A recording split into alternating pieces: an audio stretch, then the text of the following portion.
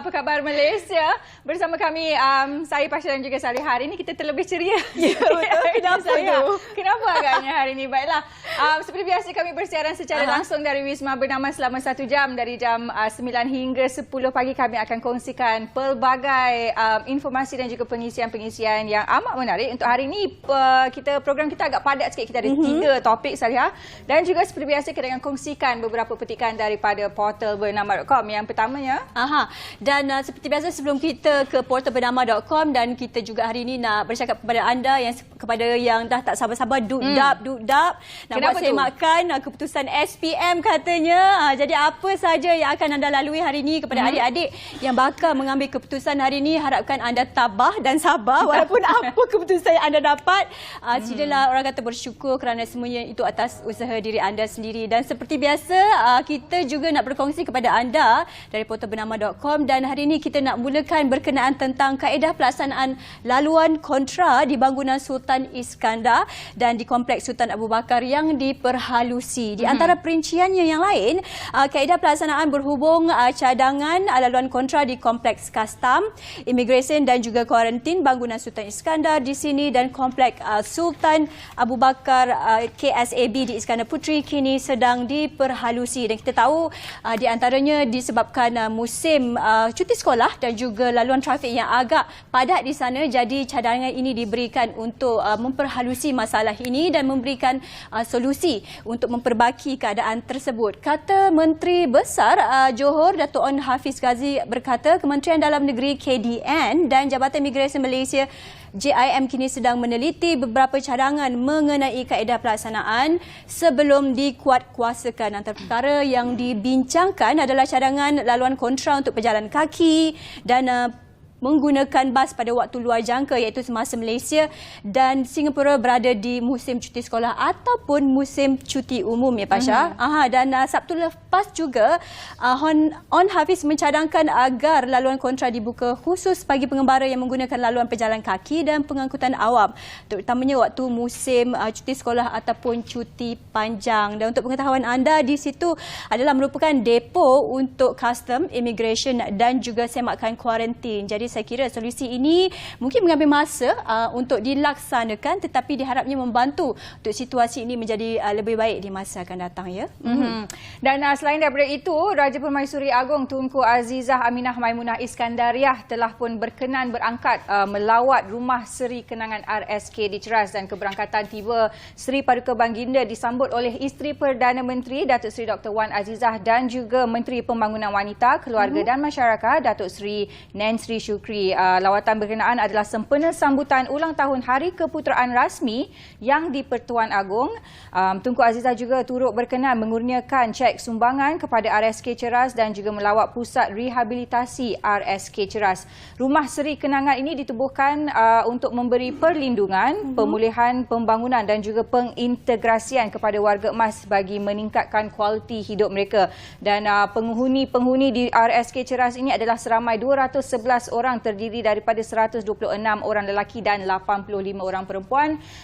Jadi diharapkan lawatan daripada Raja Permaisuri Agong ini sedikit sebanyak telah pun menceriakan hari-hari penghuni-penghuni di RSK. Seterusnya, seperti biasa, pada anda semua yang ingin mendapatkan informasi terkini dan juga berita lanjut, layari portal bernama.com, dan juga sebarang cadangan dan juga hebahan boleh dihantarkan email kepada akmbernama.tv@gmail.com. Pastinya lepas itu akan adalah juga orang yang akan menjawab segala orang kata perespon ataupun maklum balasan. InsyaAllah. Salah seorangnya mungkin saya juga ataupun Pasha. Okey, yang pastinya selepas ini cukup menarik. Kita akan terus ke bilik berita dan juga untuk semak ramalan cuaca, tapi bersama dengan juga rakan tugas yang biasa duduk kat kursi merah, hari ini berada di row yang lain, dan kembali selepas itu bersama dengan kami kembali.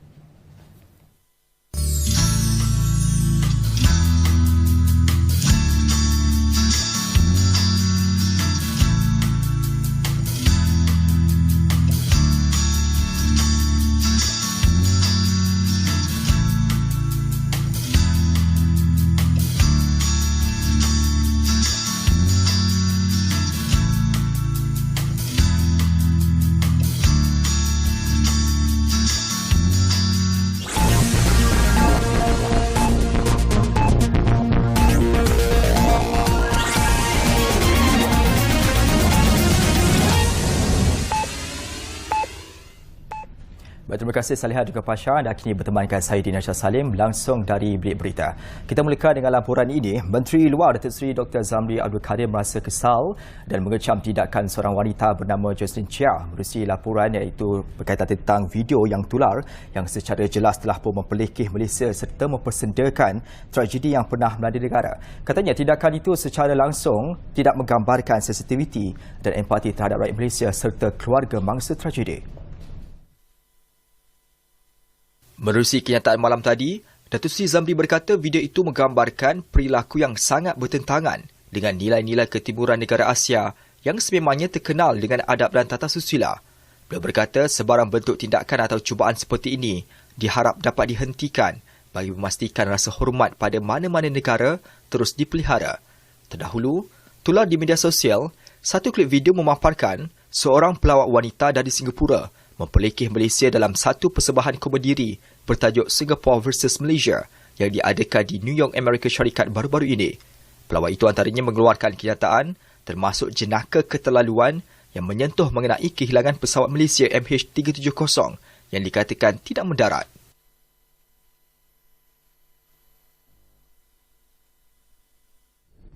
Dalam perkembangan lain, Menteri Besar Kedah Datuk Seri Muhammad Sanusi Mat Noor telah pun selesai memberikan keterangan kepada pihak polis berhubung kenyataannya Pulau Pinang adalah milik Kedah. Katanya beliau tidak pasti berapa lama tempoh masa diambil untuk memberikan keterangan, walau bagaimanapun beliau berkata beliau hanya diberikan 5 soalan. 5 soalan je. Saya bukan orang jahat tanya banyak-banyak. Saya diketahui oleh orang ramai bahawa orang baik. Jadi tanya sikit cukup lah. Tak ada lah. Sebab saya tak cakap benda tu. Jadi dia tak tanya benda hak saya tak cakap. Hak mereka cakap di parlimen, tuduh saya macam-macam, pergi tanya mereka. Datuk Seri Muhammad Sanusi juga menafikan laporan sebuah portal berita yang mengatakan beliau mendesak perlembagaan dipinda bagi menyokong dakwaan bahawa Pulau Pinang milik Kedah. Menurutnya, beliau tidak pernah mengatakan mahu mengambil semula Pulau Pinang kerana negeri itu tidak pernah keluar daripada Kedah dan kerajaan Kedah juga masih menerima bayaran pajakan daripada kerajaan pusat. Contoh. Ni saya kata saya langgar perlembagaan pula. Ini cuma nak jawab soalan.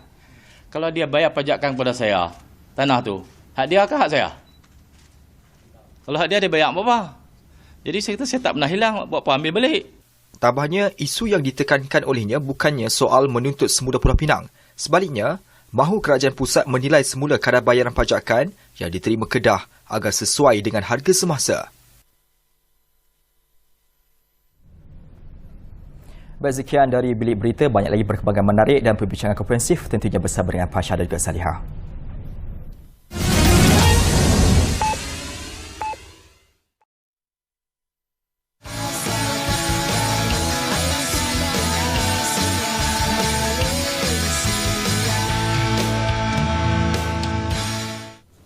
Hai, kembali bersama kami di Apa Khabar Malaysia. Okey, baiklah. Buat anda penonton semua, tahukah anda semua bahawa segala tenaga yang kita gunakan hari ini, suatu hari nanti akan exhausted juga. Jadi, satu perkongsian yang saya kira cukup signifikan berkenaan tentang tenaga yang boleh diperbaharui seperti solar, angin dan sebagainya, mungkin boleh digunakan selepas ini. Dan hari ini kita akan berbincang mengenai apakah itu ia tenaga yang boleh diperbaharui, kaedahnya dan mungkin apakah yang boleh dilakukan selanjutnya. Ya Pasha, ya? Betul tu Saliha. Dan bersama kami pada hari ini di studio Apa Khabar Malaysia adalah Profesor Insinyur Dr. Vigna Kumaran Ramachandramurti yang merupakan pengarah Institut Kejuruteraan Kuasa dari UNITEN. Selamat datang Prof. Terima kasih kerana hadir bersama kami untuk pada hari ini untuk kita rungkai sedikit sebanyak tentang tajuk tenaga boleh diperbaharui ini. Mungkin ramai di antara kami, di luar sana, kami juga mungkin kurang peka ataupun kurang cakna mengenai tenaga boleh diperbaharui. Selama ni kita menggunakan tenaga fosil dan juga selari dengan objektif negara untuk mencapai tenaga boleh diperbaharui sebanyak 70% pada tahun 2050. Kita akan bergerak untuk mengubah punca kuasa menjadi ataupun menggunakan sumber tenaga yang boleh diperbaharui. Jadi secara ringkasnya, apakah yang dimaksudkan dengan sumber tenaga boleh diperbaharui itu? Okey, sumber tenaga boleh diperbaharui adalah sumber daripada alam semula jadi. Contohnya angin. aliran sungai. Solar itu yang paling penting, biodiesel, biomass, seterusnya. So ini sumber yang percuma, tidak akan lupus, and it is clean. It's clean environmentally. So ini adalah sumber green kita. Okey, dan di antara sumber-sumber itu mungkin hari ini Profesor berkongsi dengan kita apalah faedahnya dan manfaatnya untuk kita gunakannya di masa hadapan berbanding dengan tenaga-tenaga konvensional yang kita gunakan hari ini, Profesor. We start dengan population kita lah. Yeah. Population kita pada tahun ini lebih kurang 34 juta. Pada tahun 2050 population akan meningkat lebih kurang 40 juta. So kita memerlukan penambahan tenaga yang mendadak. Okay. So soalan ni sekarang, dari manakah tenaga ini akan datang? So tenaga boleh diperbarui adalah tenaga di mana kosnya stabil, dia setanding dengan fossil fuel punya kos, and dia it's not affected by world economy. Itu satu. Keduanya dia adalah bersih, it doesn't cause ozone depletion, it is clean. Okay. And number 3, sumber ni adalah percuma. Sinaran cahaya matahari adalah percuma, because we are in a tropical country, so free abundance of energy available. So ini adalah kepentingan sumber solar ini. Okey, baik. Jadi seperti yang disebutkan awal tadi, antara salah satu sumber yang terbesar tenaga boleh diperbaharui terutamanya di negara Malaysia adalah sumber tenaga solar. Prof, jadi tadi juga disebutkan bahawa kos untuk menghasilkan tenaga ini perlulah sama ataupun mungkin lebih murah daripada tenaga yang dihasilkan sekarang ni. Jadi bila kita bercakap mengenai menghasilkan sumber tenaga elektrik daripada solar, apakah kosnya adakah lebih mahal ataupun sama, ataupun dalam jangka masa yang panjang nanti akan menjadi lebih murah daripada tenaga yang kita sedang gunakan sekarang? Okay, cost at the moment adalah lebih kurang 25 sen per kilowatt hour untuk solar secara purata, and dianggarkan kos ini akan menurun tahun years to come. Kalau kita tengok kos fossil fuel, dia pun lebih kurang 25 cents per kilowatt hour, tetapi it is dependent on world punya situation. For example, Ukraine war, peperangan di Ukraine, dia telah meningkatkan kos tenaga di Europe sebanyak 10 kali. So dependency on gas, coal will affect the national security lah. So dari segi bandingan, kos dia memang berpaturan at the moment, it's equivalent, and it is expected to go down in the years to come. Okey, Profesor, saya juga berkesempatan untuk pergi ke negara-negara Asia sebelum ini seperti di Korea dan beberapa negara yang lain. Mereka sudah mula advance ke hadapan, ada satu tapak ataupun menyediakan infrastruktur untuk tenaga yang boleh diperbaharui itu sendiri. Tapi bagaimana kita melihat kepada Malaysia ini sendiri, kesediaan kita ataupun di mana tahap kita sekarang? Okey, pada tahun 2011, RE Act was implemented in Malaysia. Sejak 2011 itu ada peningkatan secara mendadak dalam tenaga hijau di Malaysia. Kita bermula dengan feed-in tarif, and sekarang kita ada banyak polisi atau inisiatif seperti large scale solar, rooftop, net energy metering dan sebagainya. So ada banyak inisiatif sekarang, bukan saja untuk solar, untuk biodiesel, biogas, mini hydro dan sebagainya. So inisiatif itu memang ada sekarang. Prof, kita macam Prof sebutkan tadi, kita ada banyak sumber tenaga-tenaga yang boleh diperbaharui ini. Yang paling besar tadi yang kita sebut adalah solar. Tapi seperti yang kita tahu, kita tak boleh bergantung kepada satu sumber tenaga sahaja. Jadi selain daripada tenaga solar ni, apakah antara sumber tenaga boleh diperbaharui yang lainnya yang boleh didapati di negara kita ni? Kita ada banyak sungai. And so itu adalah salah satu sumber yang baik. Sungai, kita ada a lot of it's predominantly agriculture based country, so ada banyak sumber biodiesel daripada bahagian pertanian, daripada oil palm waste. So ini adalah contoh-contoh tenaga yang kita boleh we can undertake in the future. Tapi dari segi kapasiti pula, macam Prof sebutkan tadi, kita nanti dalam tahun 2050 akan ada dalam 40 juta rakyat Malaysia. Dari segi kapasiti, adakah sumber-sumber ini cukup untuk menghasilkan tenaga elektrik untuk menjana kuasa? I think I know where you're coming from. Nuclear. You want to hear nuclear? Yeah, nuclear would be another way forward. Betul. Yeah. It is clean. But of course, kita kena look at the safety part of nuclear. Tetapi that is also a sustainable solution untuk tenaga. Okay. Baik, beberapa solusi dan juga pilihan itu yang kita bincangkan. Tapi bagaimana pula kesiapsiagaan untuk Malaysia sendiri, organisasi yang terlibat, agensi-agensi yang terlibat, dan pastinya rakyat Malaysia itu juga sendiri dari pendapat Prof. Oh, I think we are ready. Ada banyak inisiatif kerajaan. Baru-baru ini saya dengar di Selangor ada housing area di mana developer akan letak solar di setiap bumbung rumah dalam taman perumahan itu. So I think we are moving in that direction.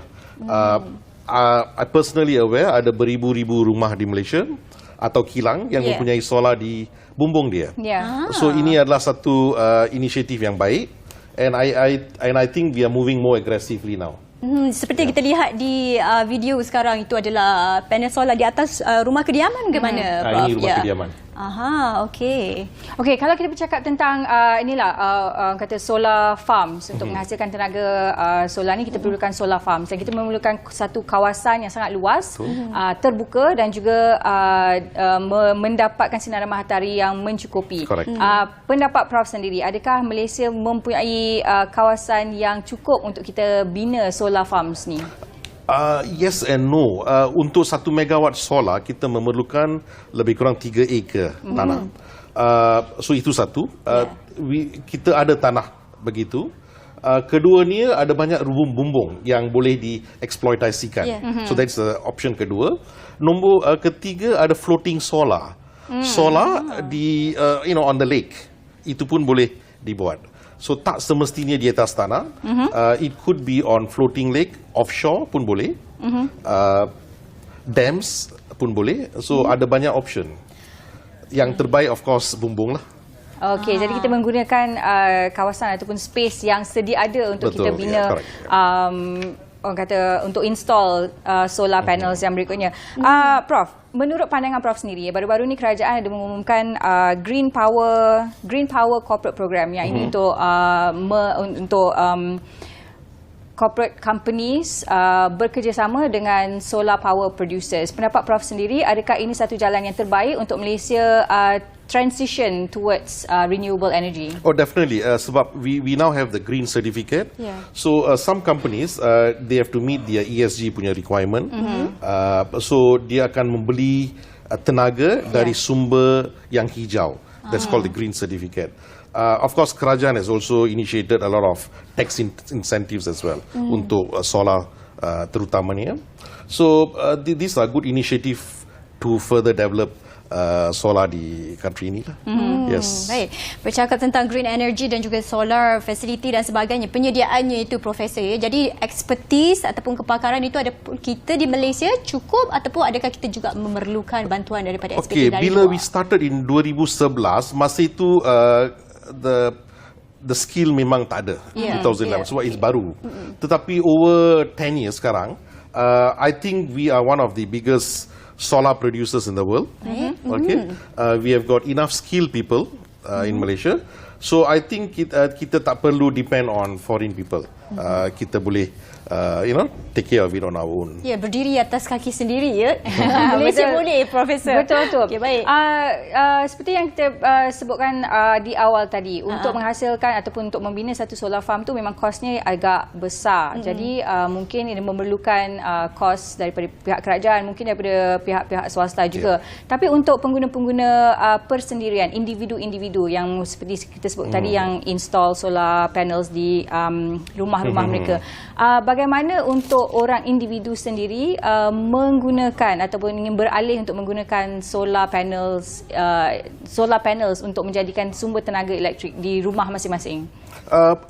Sebelum ini kita ada feed-in tariff di mana kita boleh letak solar di atas bumbung dan setiap kilowatt hour yang dijual kita akan menerima quantum Sekarang ada polisi baru dipanggil self-consumption. So tenaga yang dihasilkan diguna pakai dalam premis sendiri. Itu maksud dia self-consumption. Satu lagi net metering. Tenaga yang berlebihan itu boleh dijual kepada utility. So konsep itu memang dah ada sekarang. Okay? Bank financing pun memang banyak. Kebanyakan bank di Malaysia sekarang memberi bantuan kewangan untuk memasang solar di rumah as well. So financial facilities ada, teknologi ada, skill labor ada. Okey. No problem. Baik Profesor, ada satu, mungkin ini situasinya bila kita menuju ke tahap bila kita bergantung kepada tenaga solar juga kebanyakannya. Jadi how about tentang ketidaktentuan cuaca? Bagaimana kebergantungan itu mungkin akan terberhenti ataupun Betul, lagi-lagi sekarang ni cuaca kita tak menentu tidak kan, menentu. hujan Jadi, lebat, bagaimana? cuaca mendung, macam The mana Prof? output solar bergantung kepada temperature dengan solar radiance. Dua lah. Yang paling penting solar radiance. So masa Julai, Ogos di mana kita ada haze problem di Malaysia, pengeluaran tenaga daripada solar itu memang akan berkurangan. So itu will be affected. So Julai, Ogos ini I think kita not happy lah. Dengan cuaca ya. Developer solar takkan gembira lah. Takkan gembira. And in terms of maintenance, dia kurang sebab ini tropical country, ada banyak hujan. So panel itu akan dibersihkan secara sendiri oleh air hujan. Okay, so maintenance is good. Tapi Julai, Ogos kena jaga sikit lah. Okey, bila kita ada musim tenggujur lah kan, musim hujan. Baik Prof, bila kita cakap tentang tenaga boleh diperbaharui ini, kebanyakannya adalah sumber daripada alam sekitar. Antara satu-satunya adalah sumber angin. Adakah tenaga daripada sumber angin ini boleh digunakan di negara Malaysia macam mana?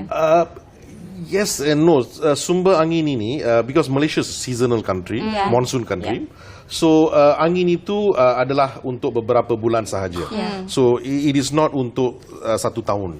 So itu masalah pertama. Masalah kedua adalah kekuatan angin itu adalah kurang sedikit. Kita memerlukan lebih kurang at least minimum 3 meters per second angin untuk menghasilkan tenaga. Tetapi angin di Malaysia is lebih kurang daripada 3 meters per second. Tetapi ada kawasan-kawasan di mana angin adalah kuat. Seperti kawasan Kudat di Sabah, bahagian timur semenanjung Malaysia is also good winner. Tetapi seasonal. It's not throughout the year. Okey. Baik. Prof, tadi di awal sedikit perbincangan kita ada Prof sebutkan tentang nuclear energy yang juga merupakan satu tenaga yang bersih dan juga tenaga yang boleh diperbaharui. Bila kita cakap pasal solar, hydro, biomass dan sebagainya, ia adalah kapasitinya mungkin sikit berbanding dengan nuclear energy. Sejauh mana ketersediaan Malaysia itu sendiri ataupun untuk menggunakan nuklear sebagai sumber tenaga di negara kita? Okay, I think initiative nuclear is picking up again. Way back 10 years ago, bila there was an incident in Japan, inisiatif nuklear itu terpendam sekejap, okay, disebabkan keselamatan. Okay. Tapi nuklear sekarang menjadi lebih menarik. A lot of Asian countries is also embarking on nuclear. So Malaysia, I think, in the years to come, is going to go probably in that direction. And Uniten, we have already started looking into nuclear as well.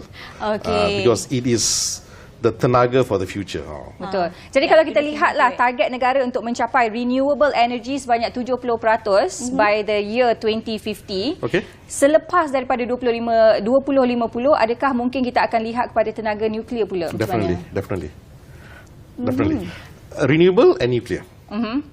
Persepsi masyarakat macam mana kita nak ubah sebab salah satu orang kata bila kita sebut pada pasal nuklear ni, persepsi awal ataupun the first thing that people think about is the safety of nuclear energy. And nuclear always means dangerous. Bagaimana menurut Prof sendiri kita nak ubah persepsi masyarakat bahawa nuklear itu tak semestinya berbahaya? I think absolutely correct. isu keselamatan is memang isu nombor satu dengan nuklear. But luckily we are not in a tempat yang ada malapetaka. You know, so in that sense kita selamat. Tetapi I think we need to educate masyarakat di mana nuklear itu selamat untuk digunakan, dia bersih, and sepatutnya kita ada lebih nuklear untuk menjana tenaga di Malaysia. So itu adalah future. Okey, itu banyak penjelasan yang saya kira cukup berinformasi untuk kita mengetahui tentang apa itu sebenarnya tenaga yang boleh diperbaharui, jauh didatangkan daripada Unitan ya Pak Syah. Pagi ini kita nak ucapkan terima kasih kepada Profesor Dr. Vigna Kumaran Ramachandra Murty, Pengarah Institusi Kejuruteraan Kuasa Universiti Tenaga Nasional Unitan. Terima kasih Profesor. Thank you. Sepatutnya we should have more time, tetapi mungkin next session ya. Mungkin dalam perbincangan yang akan datang. Baik, kita akan berhenti untuk seketika dan kembali selepas ini. Jangan ke mana-mana. Kembali.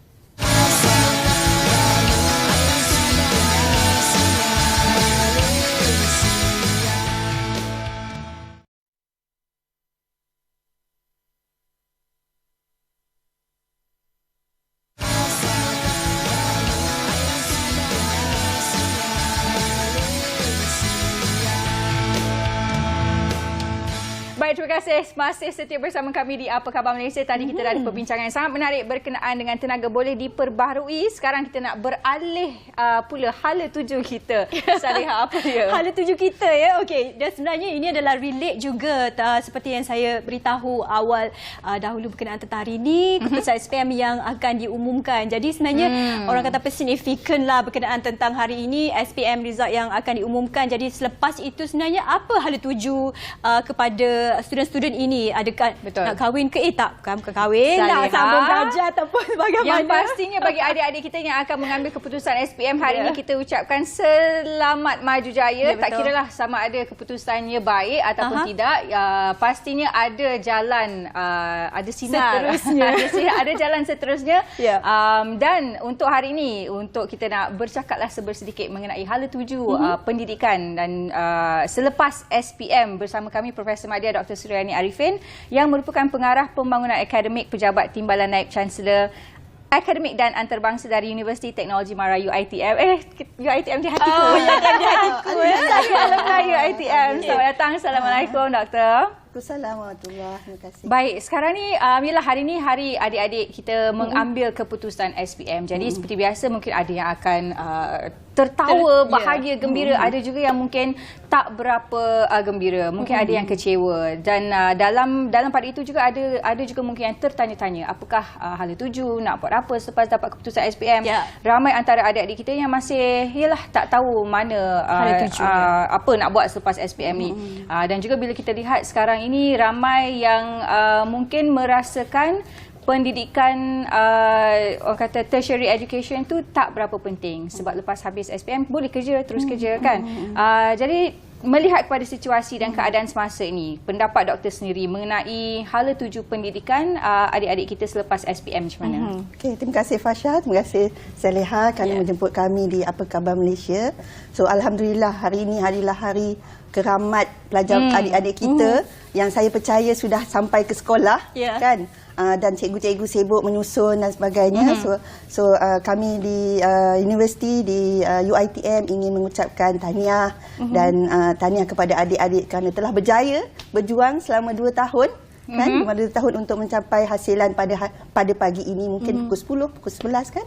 So selepas ini apa yang mereka lakukan kan? Apa yang mereka nak lakukan? So kita di UiTM sendiri kita berkongsi hala tuju pendidikan selepas SPM. So bila kita melihat situasi sekarang kan, kalau kita tengok di social media mereka once pengumuman 8 Jun akan keluar SPM, lepas SPM, so mereka berdiskus banyak social media, Twitter dan sebagainya berdiskus. So kita mungkin boleh simpulkanlah perbincangan itu dengan beberapa perkara. So ramai yang mereka melihat kepada kita nak lepas ni nak bagaimana? Nak bekerja ke nak sambung belajar? So nak bekerja bagaimana? Nak sambung belajar bagaimana? So that's why daripada situ kita dapat simpulkan ada mungkin beberapa perkara. Yang pertama adalah mereka ingin ada yang ingin bekerja so pendapat mereka adalah kos pendidikan yang tinggi dan mereka tak nak berhutang. Itu mungkin daripada kesimpulan yang kita dapat. Yang kedua adalah disebabkan oleh mereka tidak mahu belajar disebabkan oleh comparing atau perbandingan gaji selepas SPM dan sama gajinya seperti lepasan diploma atau sarjana muda. Okay. So ada juga yang mengatakan bahawa mereka terpaksa bekerja disebabkan oleh kekangan hidup. Betul. Anak sulung, kan? Adik-adik ramai. So mereka terpaksa bekerja untuk menampung pendapatan ayah dan ibu mereka lah, especially dengan ekonomi sekarang yang selepas pandemik COVID kan. Okay. So ada juga yang mengatakan bahawa sentimen kalau kita sambung belajar, kita ada diploma, kita ada sarjana muda, tak semestinya kita dapat kerja. Begitu. Betul. So apabila kita melihat situasi ini di Universiti Teknologi Mara, di institut, saya percaya di universiti-universiti lain juga, kita melihat kepada perkembangan atau penerimaan ilmu dan ilmu pengetahuan dan juga kemahiran. So sebab kita ingin melahirkan individu yang berkemahiran tinggi, berminda kelas pertama, dia berinkability, integriti, boleh menyelesaikan masalah dengan sistematik, dengan tersusun dan juga ni dan kita juga ingin menjadikan seorang individu itu berdaya saing. Kan berdaya saing dan duduk sama tinggi, duduk diri sama macam mana? Duduk sama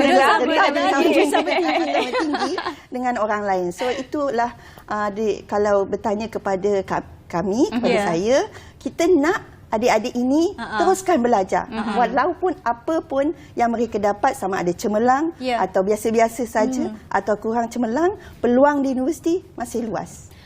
Baik, pendapat Prof juga kepada adik-adik yang selepas-lepasan SPM ini yang berkeputusan lah ada mungkin berkeputusan untuk bekerja, ada juga berkeputusan untuk menyambung pelajaran. Jadi menyambung pelajaran itu pada pendapat Prof mungkin di antara kemahiran dan juga bidang pelajaran asasi, matrikulasi contohnya, macam saya dulu matrikulasi, Fasha juga, dan mungkin jadi bagaimana pendapat dan komen Prof sendiri?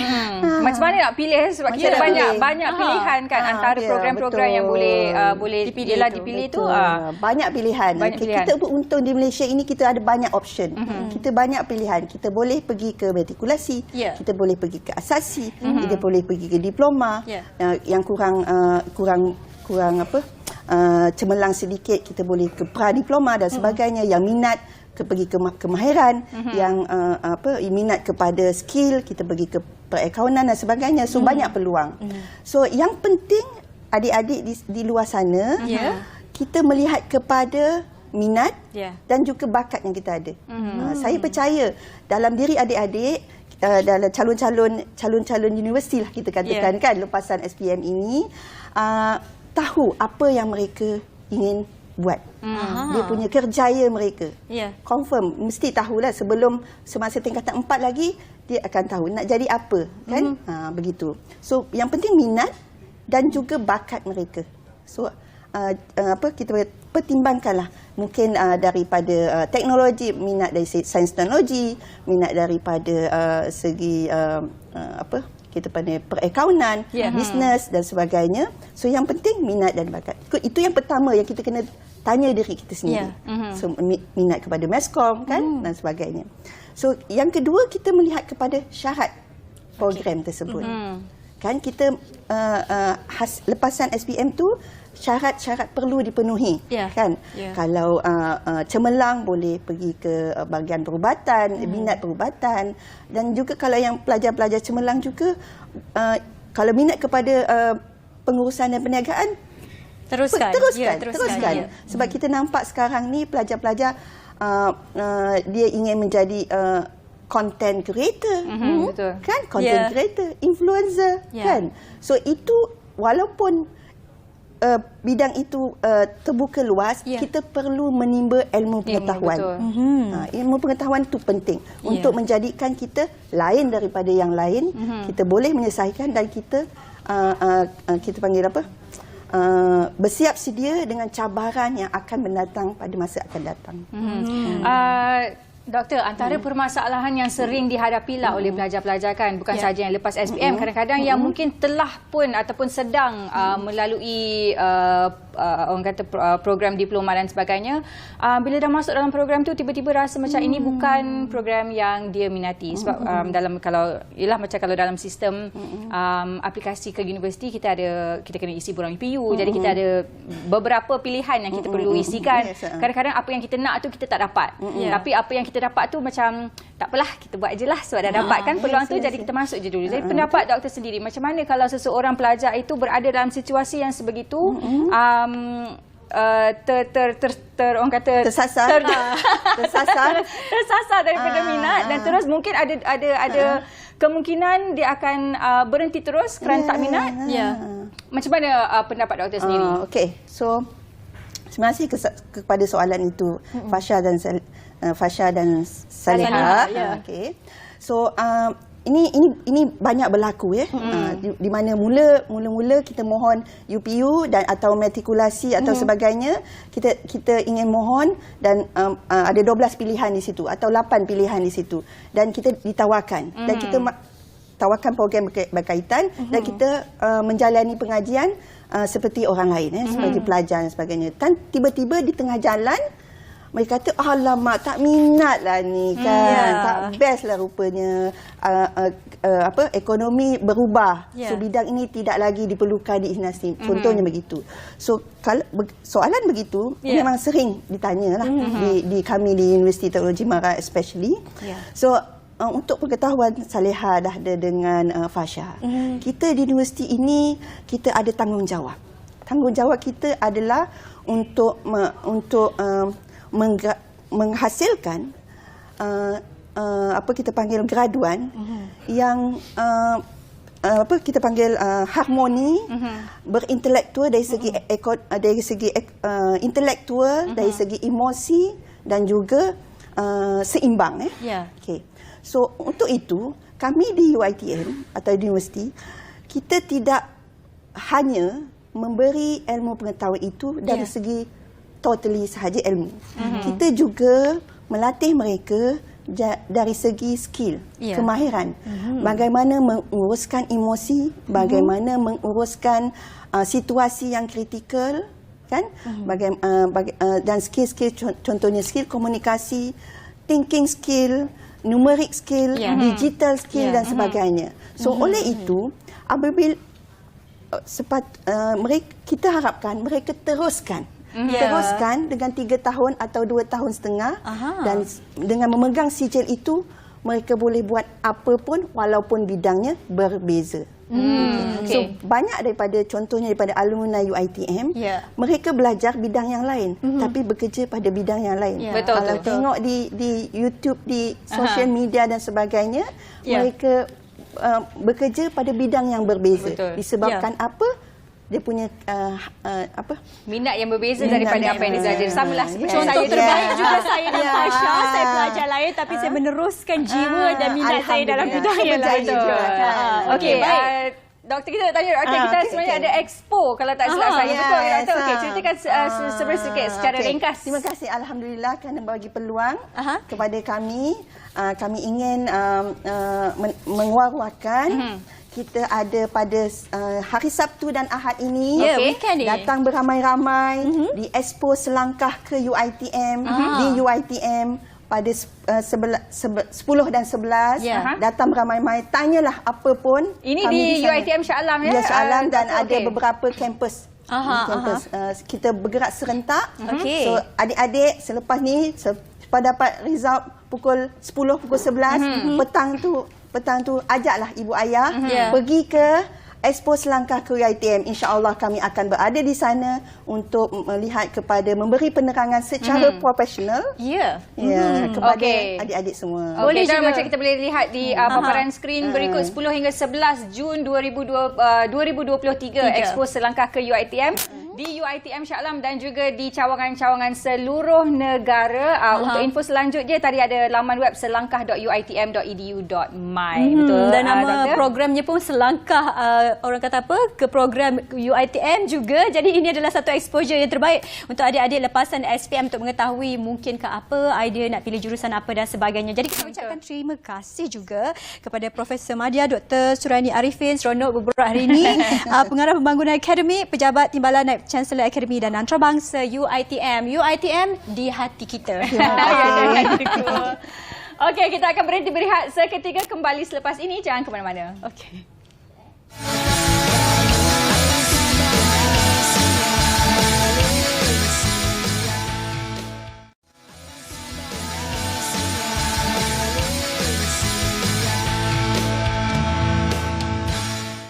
Hai, kembali lagi bersama dengan kami dan terima kasih kepada anda yang terus setia. Dan untuk di blog yang terakhir ini kita akan membincangkan satu yang cukup penting berkenaan tentang Akta Generasi Penamat yang telah dibentangkan di Parlimen. Ini bertujuan untuk menangani isu merokok yang membebankan negara. Jadi hari ini kita bawakan ke studio beberapa panel untuk membincangkan berkenaan tentang akta ini dan bagaimana hala tuju akta ini yang telah dibawakan di Parlimen, ya Pasha?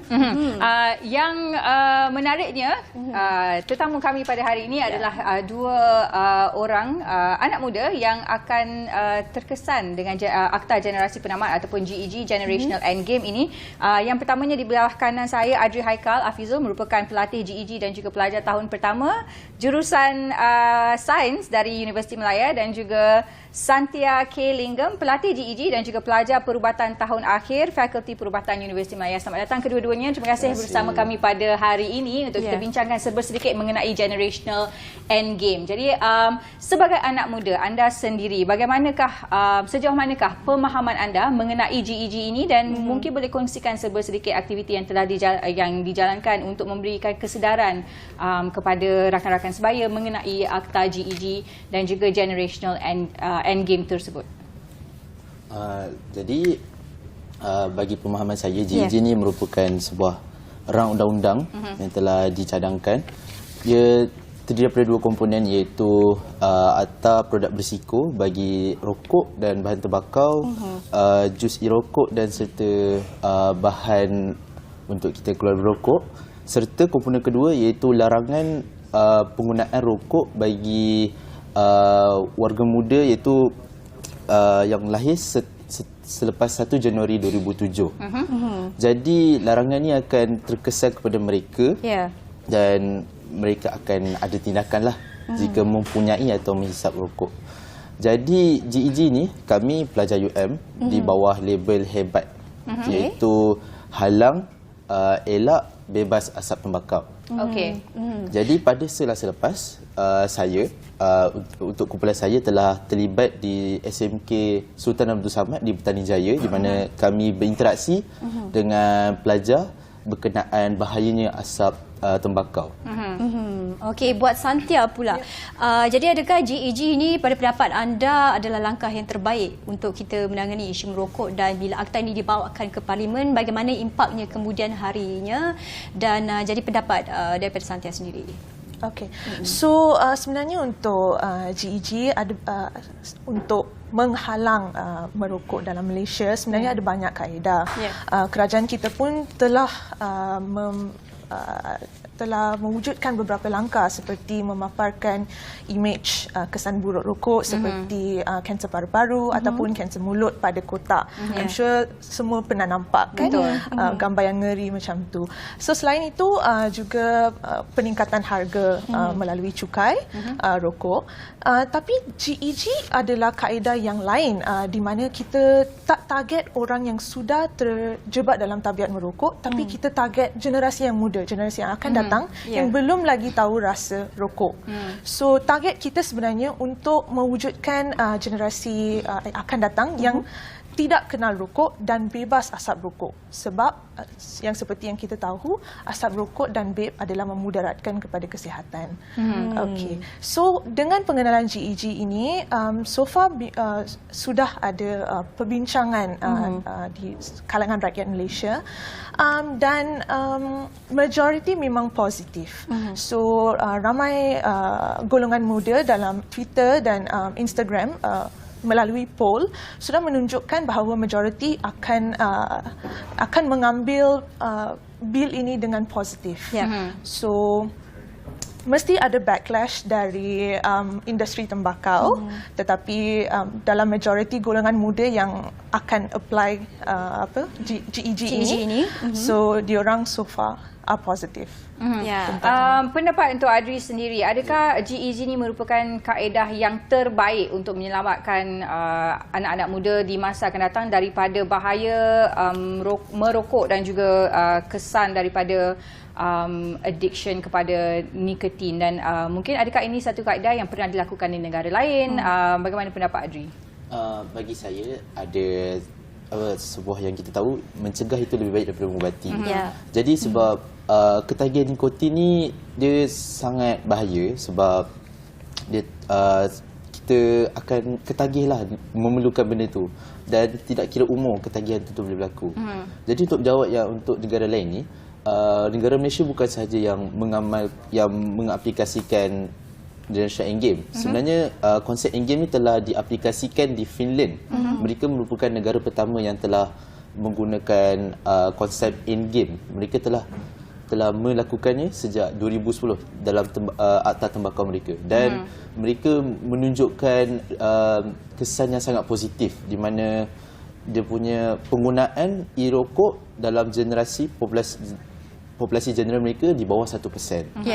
Jadi kita mahu ikut contoh yang sama dan mencegah anak-anak muda ni daripada terlibat dengan rokok dan produk seperti vape.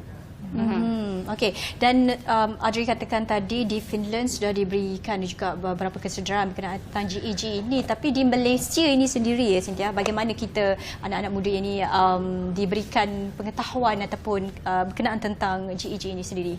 Okey, so melalui aktiviti yang kita telah buat di sekolah, kita mendapat tahu bahawa pelajar kita ni sebenarnya tahu banyak pasal rokok. Sebab kita sudah ada kempen, kita ada banyak PSA, video dalam TV dengan social media.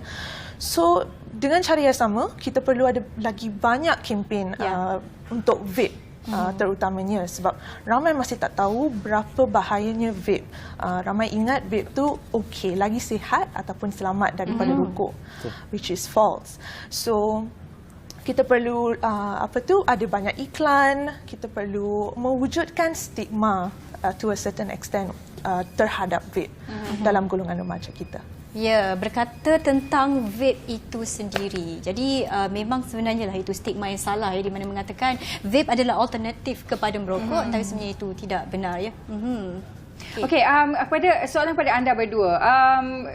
Vape ya sekarang ni kalau kita lihat ada pasaran yang sangat meluas dan senang didapati, dan seperti yang dikatakan tadi, ramai yang menganggap vape itu sebagai satu alternatif kepada merokok. Bagi perokok-perokok, ramai yang berubah ataupun beralih ke penggunaan vape untuk mereka mengurangkan penggunaan rokok tembakau.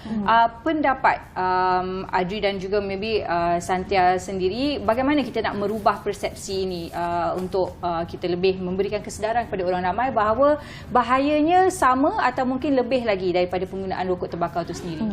Bagi saya, vape ni lebih bahaya daripada rokok sebab dia punya appeal dia lagi tertarik kepada golongan muda. Sebab dia punya asap dia wangi, tak seperti rokok busuk. Tapi bahayanya vape sebab dia juga boleh menarik anak-anak muda untuk penggunaan rokok tradisional.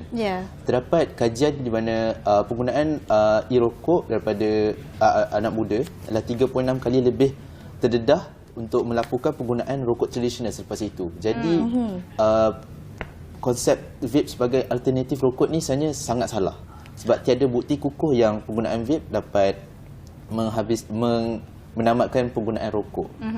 Jadi untuk kita lebih untuk mengubah persepsi ni, kita perlu lebih menunjukkan efek-efek buruk vape ini kepada orang ramai, terutamanya di media sosial, di mana anak muda sekarang kita lebih tertarik pada media sosial, kita kurang dah tengok TV dan kita perlu lebih banyak menunjukkan buruknya vape ni kepada orang ramai. Saya Zan. juga nak mencela sikit lah dari persepsi sebagai pelajar perubatan.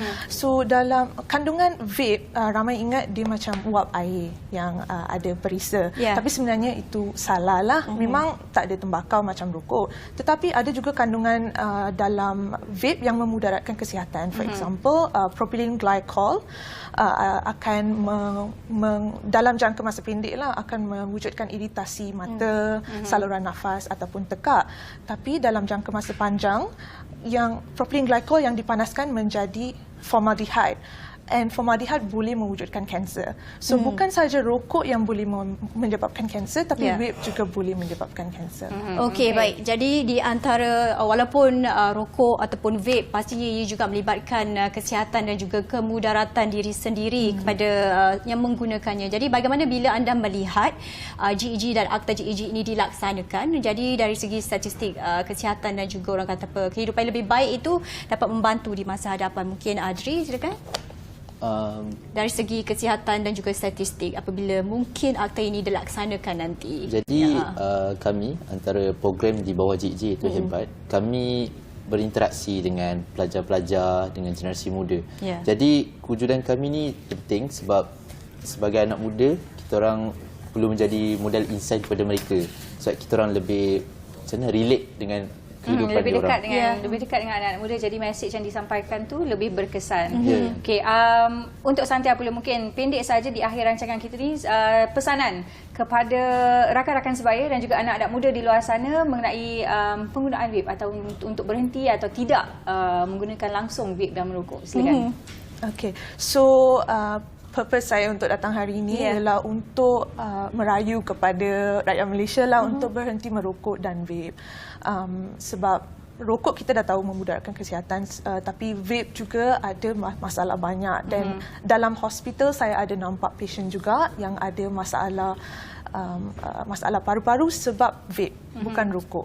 Okey, so itu dan untuk golongan muda, saya nak suruh diorang untuk tidak sekali-kali menggunakan vape sebab satu puff tu sudah boleh mewujudkan ketagihan kepada nikotin.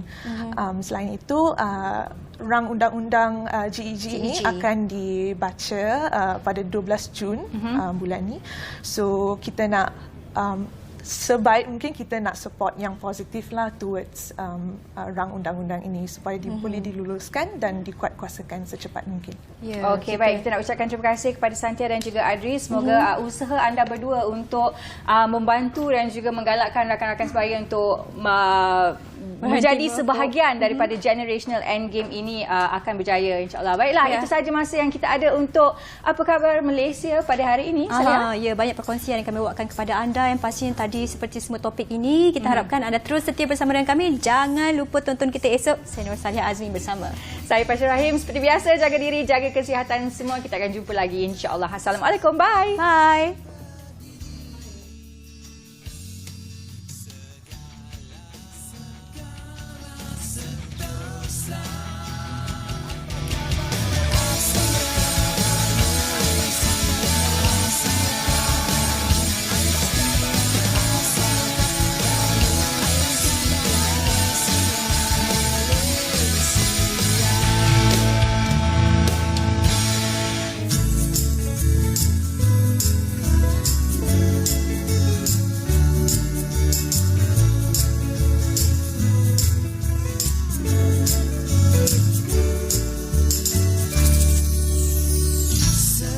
Segar di pagi hari.